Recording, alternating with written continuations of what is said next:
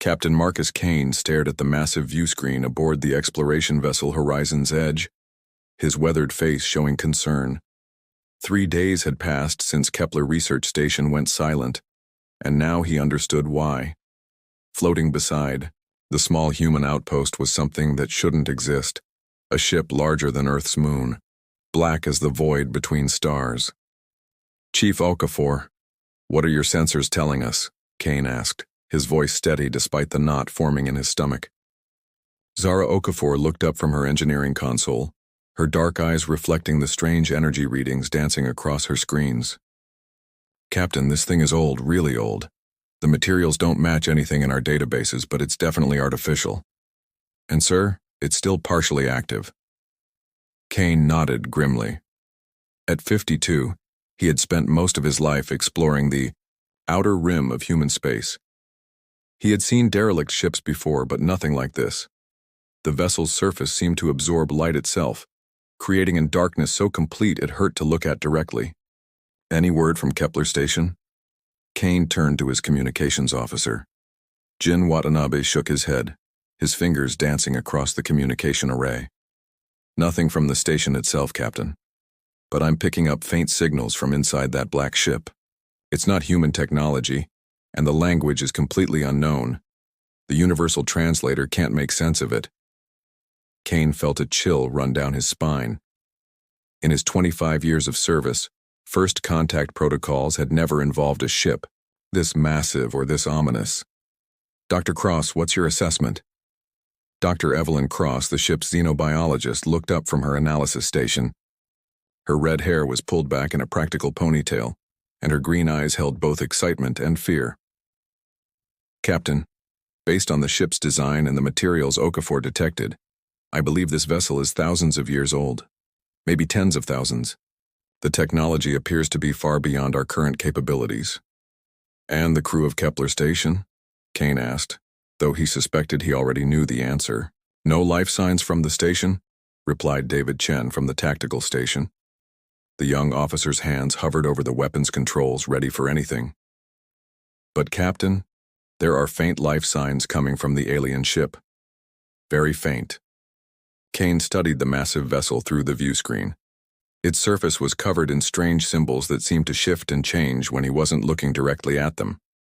The ship had no visible engines, no apparent weapons, yet it radiated a sense of power that made every instinct scream danger. "Pilot Torres, bring us closer to Kepler Station first," Kane ordered. "Let's see what happened to our people." Rebecca Torres, the ship's pilot, was known for her steady hands and quick reflexes. She had guided them through asteroid fields and cosmic storms. But even she seemed nervous as she maneuvered the Horizon's Edge toward the research station. As they approached, the reason for the station's silence became clear. Kepler Station was intact but completely empty. The lights were on, the computers still running, but every single person had vanished without a trace. "It's like they just walked away," Watanabe said, his voice barely above a whisper. "All systems are functioning, but there's no one there." Kane made a decision that would change the course of human history. "Prepare an away team. We're going aboard that alien ship."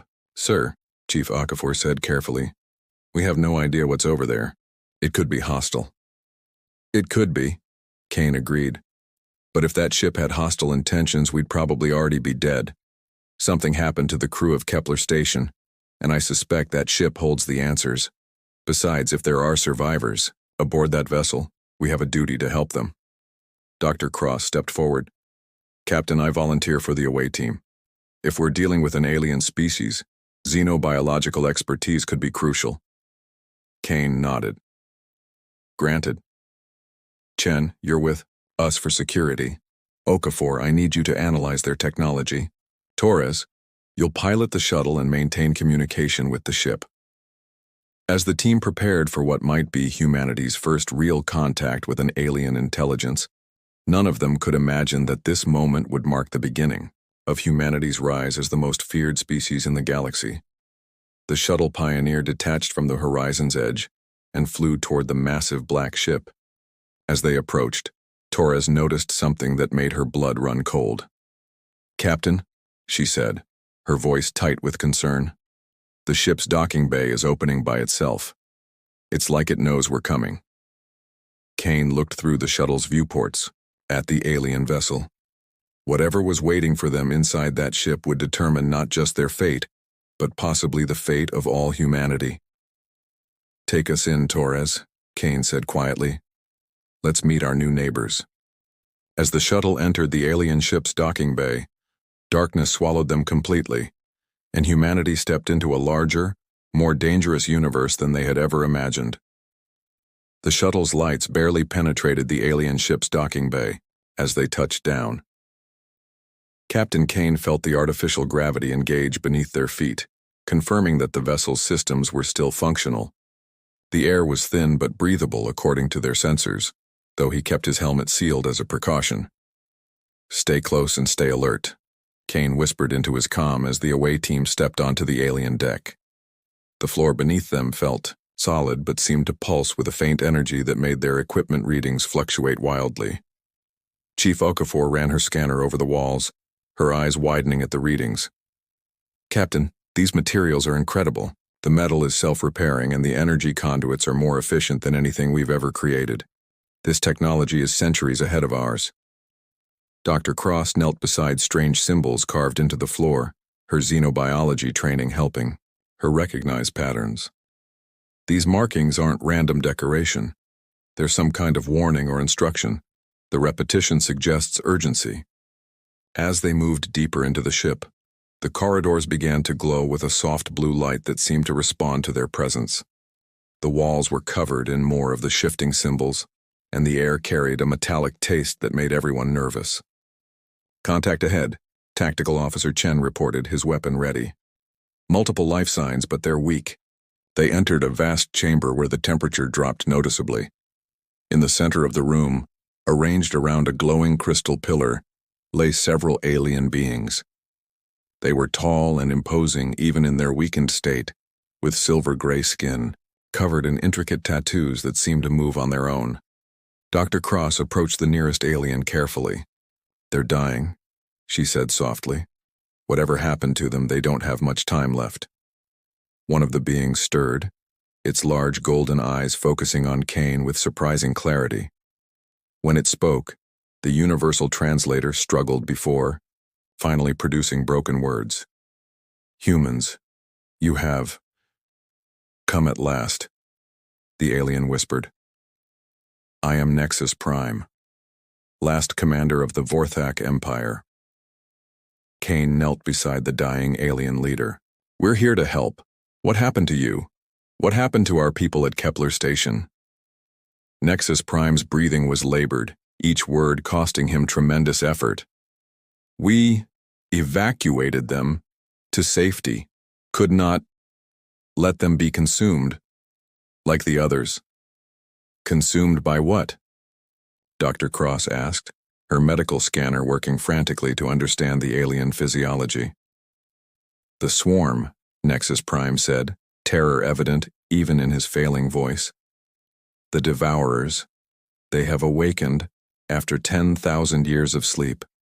They consumed our empire, billions of worlds, trillions of souls."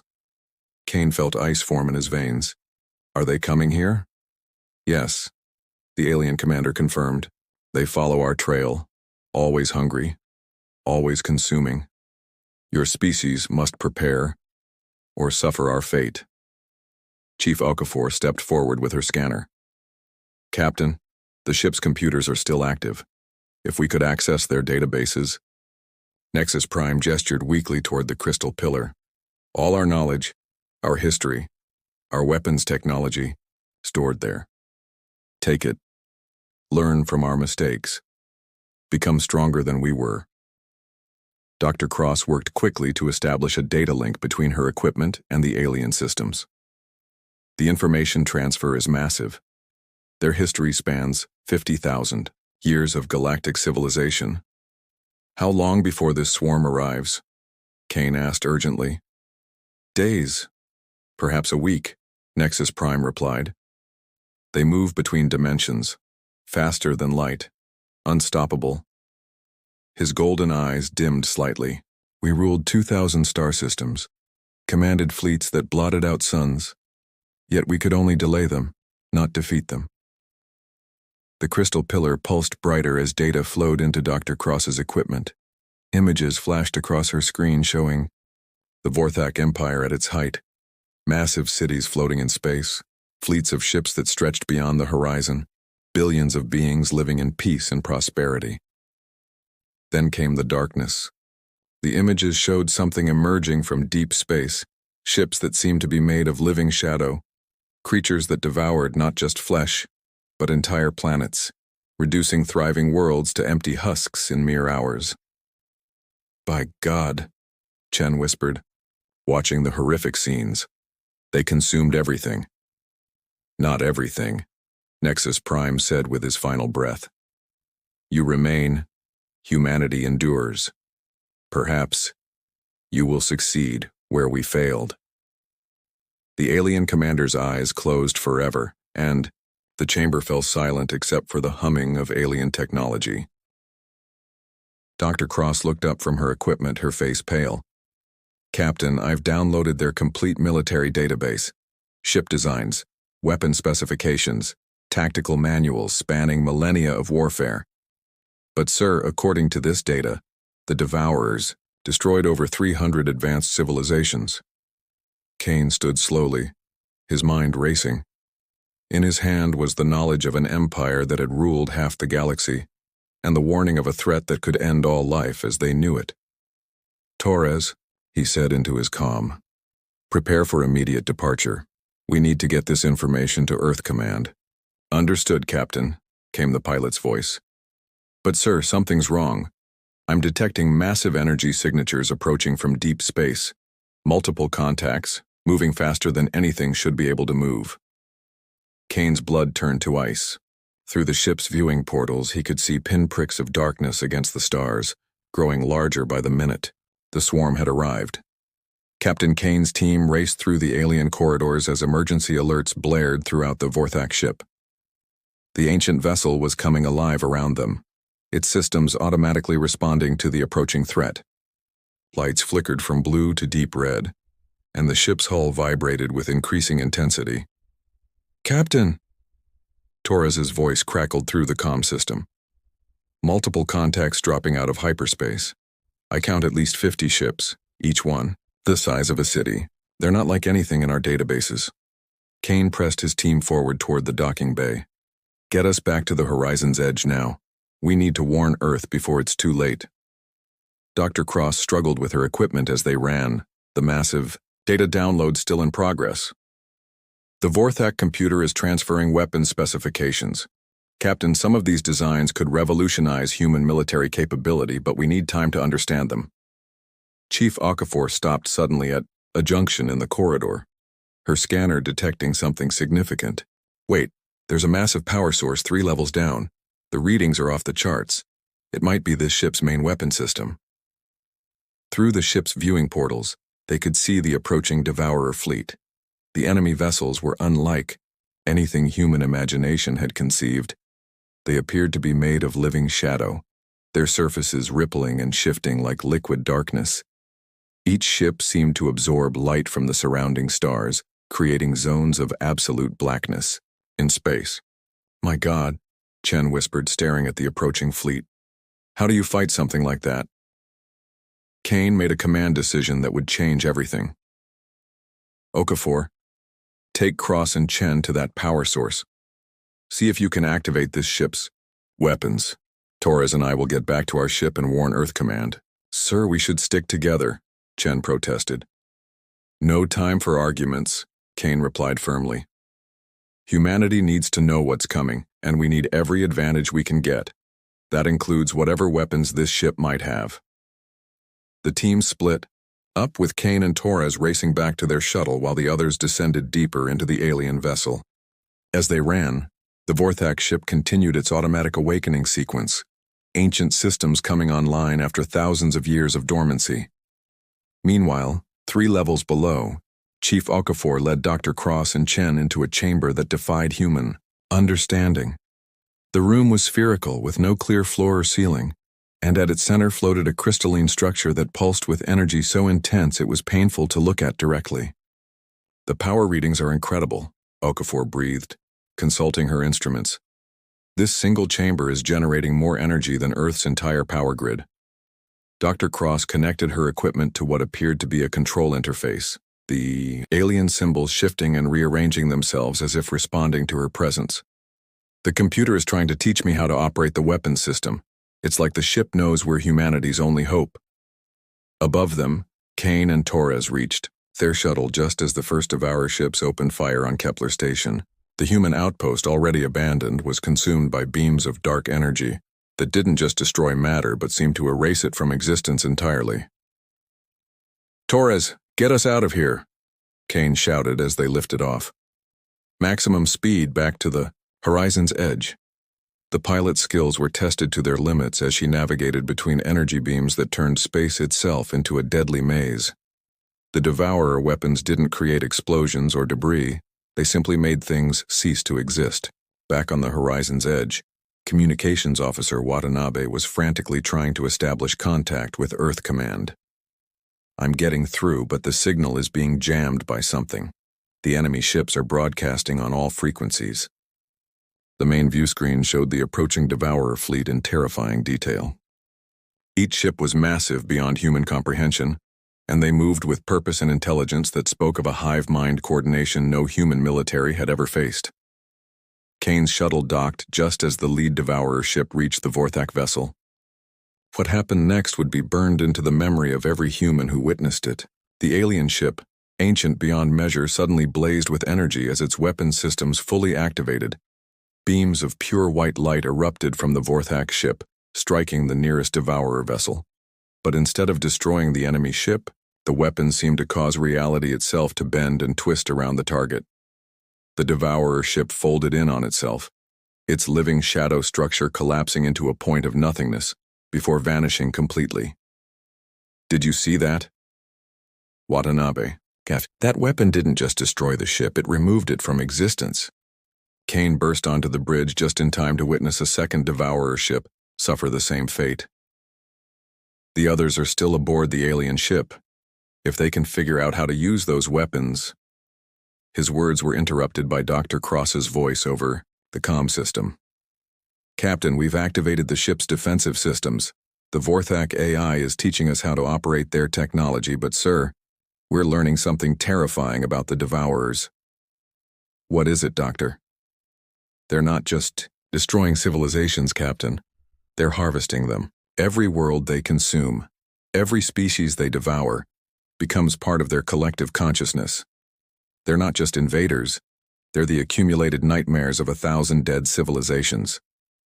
The Vorthak ship fired again, its reality bending, weapons eliminating 3 more Devourer vessels. But the enemy fleet was vast, and for every ship destroyed, 2 more seemed to take its place.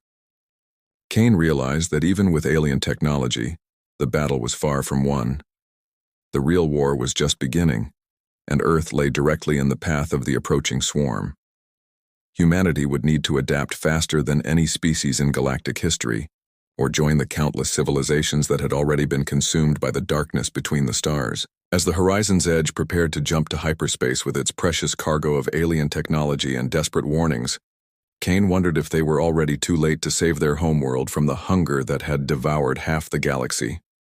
Admiral Victoria Sterling stood in the command center of Earth Defense Station Alpha, watching in horror as reports flooded in from across human space. In just 72 hours since Kane's warning had reached Earth, the Devourers had consumed 3 entire star systems. New Geneva, Prosperity Station, and the mining colonies of Titan 7 had simply vanished, leaving behind empty space where thriving human worlds once existed. "Admiral," called Commander Patricia Hayes from the tactical station, "we're receiving distress calls from the Centauri system. The enemy fleet has broken through our outer defenses." Sterling's jaw tightened. At 60 years old, she had commanded Earth's naval forces through the border wars and the Titan rebellion, but nothing had prepared her for an enemy that could erase entire fleets from existence. "How many ships do we have left?" 47 capital ships, including the dreadnought Sovereign and Defiance," Hayes replied grimly. But Admiral, our conventional weapons barely scratch their hulls. The enemy ships regenerate damage faster. Then we can inflict it. Meanwhile, deep in Earth's military research facility, Dr. Cross worked frantically alongside Chief Okafor to decode the Vorthak weapon systems. The alien data was overwhelming in its complexity, containing the accumulated knowledge of 50,000 years of galactic warfare. The energy requirements are staggering, Okafor said, studying the holographic displays. To power just one of their reality weapons, we'd need to drain our entire planetary power grid. Dr. Cross looked up from her analysis station, exhaustion evident in her eyes. But I think I understand how it works. The Vorthak weapons don't destroy matter. They disconnect it from the fundamental forces that hold reality together. It's like cutting the strings that bind existence itself. Captain Kane burst into the laboratory, his face grim with urgency. How long before we can mount a defense? The Devourers will reach Earth in 18 hours. We need more time, Cross replied desperately. The technology is beyond anything we've ever attempted. We're talking about rewriting the laws of physics. Kane's communicator buzzed with an incoming message from Admiral Sterling. Captain, report to the command center immediately. We're implementing Operation Last Stand. In the command center, Kane found the Admiral surrounded by holographic displays showing the approaching Devourer fleet. The enemy ships moved through space like a living plague, consuming everything in their path. Behind them followed massive harvester vessels that collected the essence of destroyed worlds. Captain Kane, Sterling said without turning around. Your team's discovery may be humanity's only hope. We're evacuating Earth's population to the underground cities, but if these Devourers are as powerful as your reports suggest, even that won't save us. Kane studied the tactical displays, his mind racing. Admiral, what if we don't try to defend Earth? What if we take the fight to them? Sterling turned, her experienced eyes showing interest. Explain. The Vorthak ship is still functional. Dr. Cross and Chief Okafor are learning to operate its systems. If we can fully activate its weapons and combine them with our fleet, we might have a chance. A chance to do what? Sterling asked. Even with alien weapons, we're outnumbered 1,000 to 1. Kane's eyes blazed with determination. A chance to do what humans do best, the impossible. Back on the alien vessel, which had been hastily towed to Earth's orbital shipyards, Pilot Torres and Tactical Officer Chen worked to understand the ship's navigation systems. The Vorthak AI was cooperative but alien, its thought patterns difficult for human minds to follow. I think I'm getting somewhere, Torres said, her hands dancing over controls that responded to both touch and thought. The ship's propulsion system doesn't use engines as we understand them. It manipulates spacetime itself. Chen monitored the weapon systems, watching as more of the ancient technology came online. Captain Kane was right. This ship isn't just a weapon. It's a weapon, designed to fight the Devourers specifically. Every system is optimized for this exact war. Dr. Cross's voice echoed through the ship's communication system. All teams, I've made a breakthrough. The Vorthak didn't just build weapons to fight the Devourers. They built them to absorb the Devourers' power. Each enemy ship we destroy, using these weapons makes us stronger. The revelation sent shockwaves through the human command structure. They weren't just fighting for survival anymore. They had discovered a way to turn the enemy's strength against them. As the Devourer fleet approached Earth's solar system, Admiral Sterling made the most desperate gambit in human history. Instead of waiting for the enemy to attack, she ordered every available ship to rendezvous with the Vorthak vessel for a direct assault on the swarm's main force. This is Admiral Sterling to all fleet commanders, she broadcast across the human fleet. Today we fight not just for Earth but for every species the Devourers have consumed. Today we show the galaxy what humanity is capable of. Captain Kane stood on the bridge of the Vorthak ship, now christened Retribution by its human crew. Around him, his team worked frantically to coordinate human and alien technology. The ship's reality weapons were fully charged, drawing power from Earth's entire energy grid. Contacts ahead, Chen reported. The main Devourer fleet. Sensors show over 2,000 enemy vessels. Kane looked at the massive swarm of shadow ships through the viewscreen. Each one was the size of a human city, and their combined mass blocked out the stars themselves. For a moment, doubt crept into his mind. How could humanity, barely capable of interstellar travel, defeat an enemy that had consumed galactic empires? Then he remembered the words of Nexus Prime. "Perhaps you will succeed where we failed."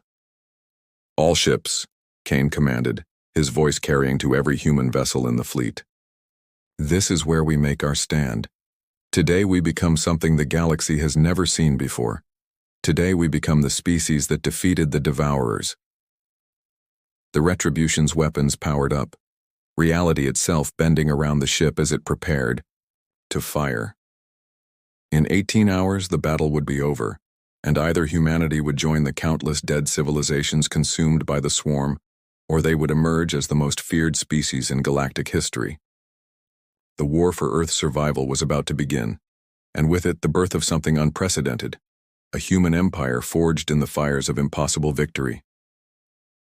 The Battle of New Geneva began at 800 hours, Earth Standard Time, and within the first 10 minutes, everything changed forever. Captain Kane stood on the bridge of the Retribution as the Vorthak ship's reality weapons fired their first salvo. The beams of pure white energy struck the lead Devourer vessels, and instead of simply destroying them, something unprecedented happened. The enemy ships collapsed into points of nothingness, but their absorbed energy flowed directly into the alien vessels' power cores. "Incredible," Dr. Cross gasped, watching her instruments spike beyond their maximum readings. "The ship isn't just destroying them, it's consuming their essence, their accumulated power from thousands of conquered civilizations." Chief Okafor's hands flew over the engineering controls as the ship's capabilities expanded exponentially. "Captain, our power output has increased by 300% after destroying just 5 enemy ships. If this continues, we become stronger than they are," Kane finished, understanding flooding through him. This was why the Vorthak had fled rather than fought. They hadn't realized their weapons could turn the Devourer's greatest strength against them. Admiral Sterling watched from the command ship Sovereign as the Retribution carved through the enemy fleet like a sword through shadow. Each destroyed Devourer ship made the alien vessel more powerful, its weapons more devastating, its defenses more impenetrable. "All human ships focus fire on targets designated by the Retribution," Sterling ordered. "Let them weaken the enemy, then we finish them off." The battle raged for 6 hours, but the outcome became clear within the first. Humanity had not just found a way to fight the Devourers, they had found a way to become their superior. With each victory, the Retribution grew stronger, until its weapons could destroy entire squadrons of enemy ships with a single blast. Pilot Torres pushed the ancient ship beyond its original limits, now enhanced by the absorbed power of dozens of Devourer vessels. "Captain, the ship is responding to my thoughts directly. It's like we're becoming part of it." Tactical Officer Chen coordinated the reality weapons with precision that would have been impossible hours before. The absorbed alien consciousness from the destroyed Devourers was being processed by the Vorthak AI, giving humanity tactical knowledge spanning millennia. "Sir?" Chen reported, his voice filled with awe. "I'm accessing combat data from over 300 destroyed civilizations. We're not just winning this battle, we're learning how to fight wars we never even imagined." The turning point came when the Devourer command ship, a massive construct the size of Earth's moon, emerged from the center of their fleet. This was the vessel that contained the collective consciousness of every civilization the swarm had ever consumed, billions of minds trapped in eternal servitude. Kane made a decision that would echo through galactic history. "Target the command ship, full power." "Captain," Dr. Cross warned, "the energy readings from that vessel are off the charts. If we absorb that much power, we become something new," Kane said quietly. "Something the galaxy has never seen before." The Retribution fired every weapon it possessed at the Devourer command ship. The reality-bending beams struck the massive vessel and began the process of disconnecting it from existence itself. But as the command ship collapsed, something unexpected happened. Instead of being absorbed like the others, the billions of trapped consciousness within the Devourer command ship were freed. Ancient civilizations that had been consumed thousands of years ago suddenly found their collective knowledge flowing into human minds through the neural link with the Vorthak ship. Kane felt his consciousness expand as the wisdom of entire galactic empires flooded through him. He saw the rise and fall of countless civilizations, witnessed technologies that could reshape reality itself, and understood the true scope of what humanity had just accomplished. "My God," he whispered, as the last Devourer ship was destroyed. "We didn't just defeat them, we inherited everything they had stolen." The human fleet found itself alone in space, surrounded by the debris of the enemy that had terrorized the galaxy for millennia. But more importantly, they now possessed the accumulated knowledge and technology of hundreds of advanced civilizations. Within hours of the battle's end, ships began arriving from across the galaxy. Word had spread impossibly fast that the Devourers were gone, destroyed by a species that most civilizations had never even heard of. The first to arrive were the Zelkan Republic, a confederation of 12 star systems that had been preparing for their own extinction. Their ambassador, a tall, blue-skinned humanoid named Vex Thilan, approached the Retribution with visible fear and respect.